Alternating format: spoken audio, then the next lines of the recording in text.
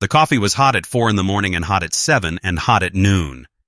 The woman who kept it hot had been on shift since 11 the night before, and when the driver sat down at the counter, she already had the cup on the way. The truck stop breakfast had begun. By 1960, there were more than 12,000 truck stops operating in the United States, each one anchored by a cookhouse that operated 24 hours a day. The breakfast priorities were fixed: hot, fast, calorie-dense, and present before the driver had to be back on the road. These are 15 forgotten truck stop breakfasts that fueled America's long-haul drivers. Hit that subscribe button and ring the notification bell. Number 15. Corned beef hash and 2 eggs. The flat top classic. Corned beef hash from a flat-top griddle at a truck stop was not the same food as corned beef hash from a can at home. The hash went onto the flat top, pressed into a patty from the refrigerator prep, seared until the bottom was dark and slightly caramelized, and the interior was warm and yielding, then flipped once. The eggs, ordered alongside, fried on the same flat top, arrived sunny side up or over easy, the whites set and slightly crisp at the edges from the hot surface, the yolk still liquid. A truck stop order of corned beef hash and 2 eggs ran approximately $1.75 in 1972.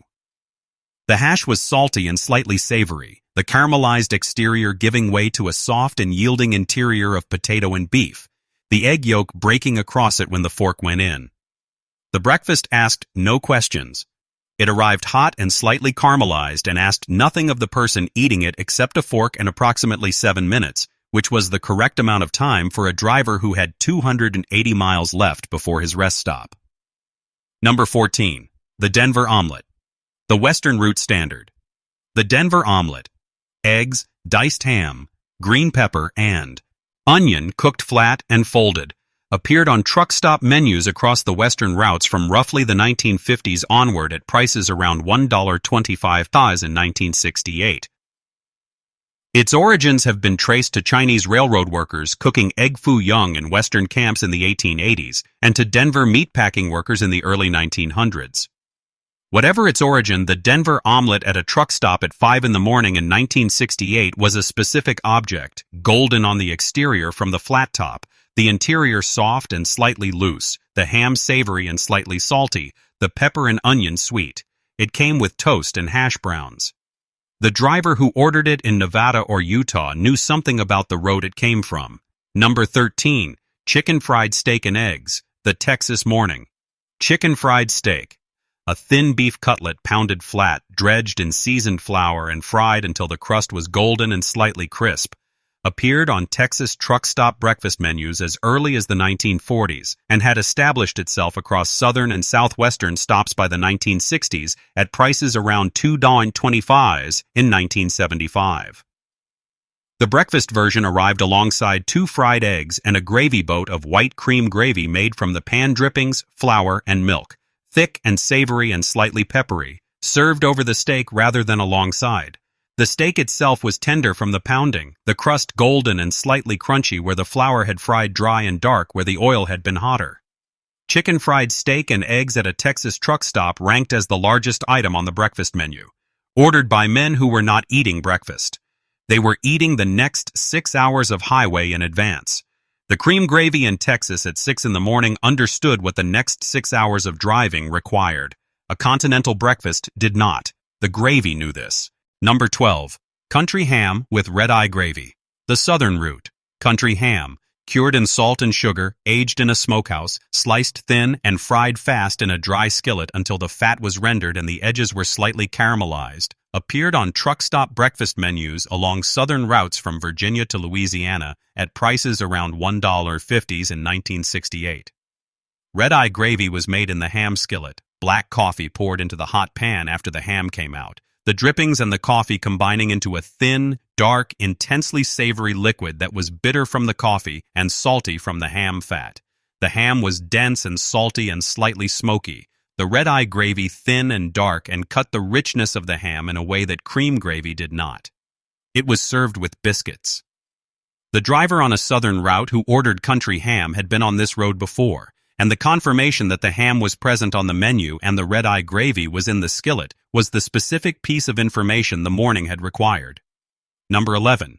Grits and over-easy eggs. The Georgia morning. Grits appeared on truck stop breakfast menus across the South from the 1940s onward at prices around $1.25 for a full plate in 1970. Stone ground or quick cook white corn grits, simmered until thick and creamy, seasoned with salt and butter, served alongside 2 over-easy eggs on the same plate. The grits absorbed the egg yolk when the yolk broke and ran across them, the butter in the grits combining with the fat from the egg into a warm, slightly savory, slightly rich pool that the driver ate with a spoon or pressed into with the toast. A truck stop north of Atlanta, south of Birmingham, along Highway 129 in Georgia. The grits were present on the menu and the driver who asked for them did not have to explain himself. The driver who pulled up to a truck stop in Wisconsin and asked for grits in 1970 WA told there were none. The grits knew where they belonged. Number 10. Short stack of buttermilk pancakes, the middle of everywhere.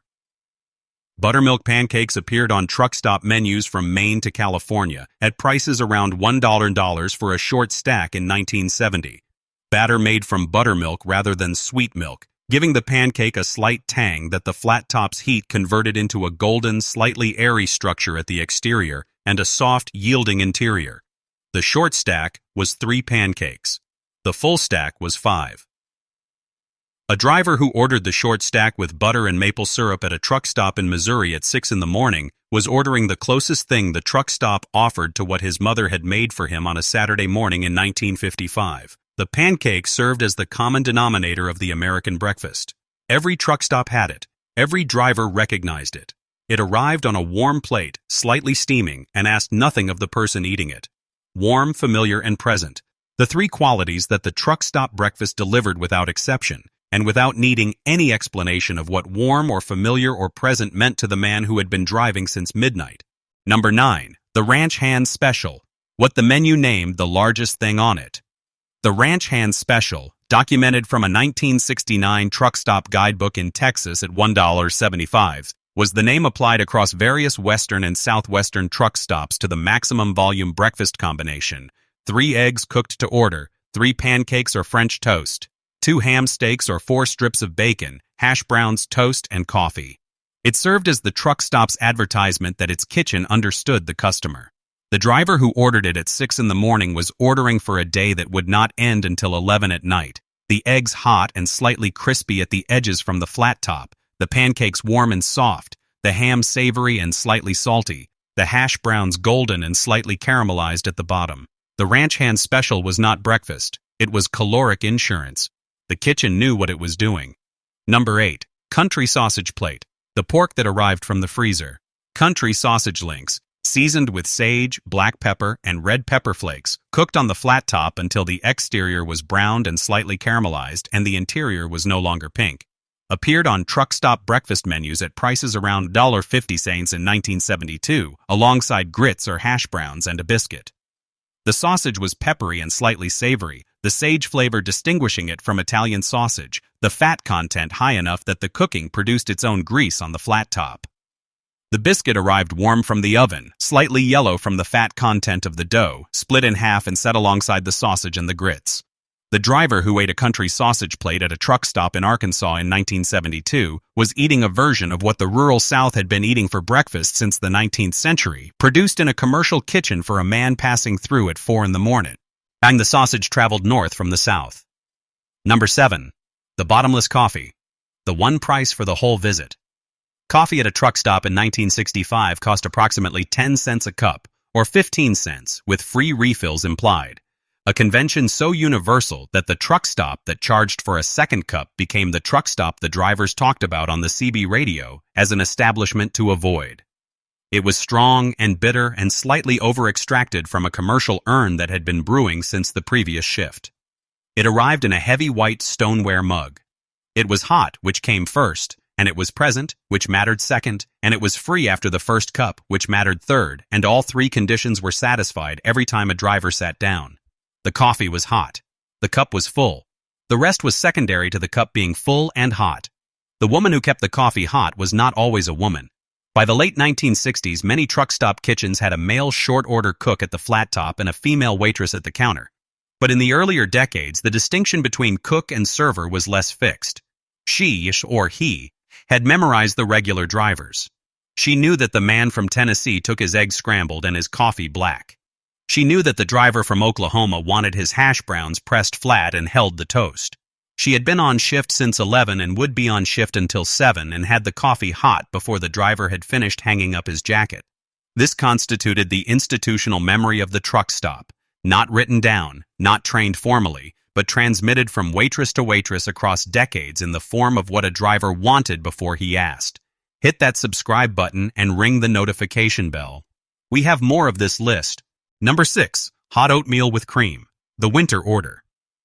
Hot oatmeal appeared on truck stop menus in the Midwest and North at prices around 65 cents in 1970. Rolled oats simmered in water or milk until thick and creamy, served in a deep bowl with a small pitcher of heavy cream and a ramekin of brown sugar on the side. The oatmeal was not the signature item. It was not what the driver ordered to impress anyone. It was what he ordered when he had been on the road since midnight in February in Wisconsin, and the temperature outside was 7 degrees, and the truck cab had been cold for the first 40 minutes after he started the engine. The oatmeal arrived hot and slightly sweet from the cream and the brown sugar, the texture thick and slightly gluey and warm throughout, and the driver ate it slowly at the counter with the coffee alongside. Hot oatmeal was not a dramatic breakfast. It was thermal. In February in Wisconsin at 7 degrees, thermal was the only category that mattered, and the oatmeal delivered thermal with no ambiguity and no pretense of being anything other than thermal. Number 5. French toast, the late-night order that became the dawn order. French toast. Bread soaked in egg and milk and fried in butter on the flat top until golden and slightly caramelized on the exterior and eggy inside. Appeared on truck stop menus at prices around 85 cents in 1968. Ordered both by drivers finishing a night run and by drivers beginning a day run. The French toast arrived dusted with powdered sugar and accompanied by a small container of maple or imitation maple syrup, and the combination of the eggy sweetness of the toast and the sweetness of the syrup produced a breakfast that sat differently in the stomach than eggs and meat. Lighter, sweeter, less aggressive. The driver who ordered French toast was sometimes a man who wanted breakfast. He was sometimes a man who added something that did not require a decision about how to cook his eggs. French toast required no such decision. It arrived golden and slightly caramelized, and it did not need to be anything more than that. Number 4. The overnight cook. Who was there before the driver arrived? The overnight cook at a truck stop in the 1960s and 1970s started his shift at 11 at night and ended it at 7 in the morning, and during those 8 hours he was the entirety of the kitchen. Prep cook, line cook, short order cook, and dishwasher. He pressed the hash into patties, sliced the ham steaks, started the oatmeal, rolled out the biscuit dough. A skilled overnight cook at a busy truck stop in 1970 might produce 200 breakfast orders between 4 and 7 in the morning. He moved fast in a small hot space and kept the flat top clean and got the order to the pass-through in under 5 minutes. He earned approximately $2.25 an hour in 1970, plus whatever the waitress sent back from the tip pool. He made the breakfast possible when the driver arrived. Before him, nothing was possible.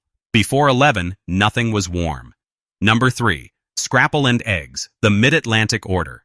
Scrapple, a Pennsylvania Dutch product made from pork scraps and cornmeal and buckwheat meal, seasoned with sage and black pepper, pressed into a loaf, sliced thin and fried on the flat top until the exterior was golden and slightly caramelized. Appeared on truck stop menus in Pennsylvania, Maryland, Delaware, and New Jersey at prices around $1.25 in 1968, and was unknown in most of the rest of the country.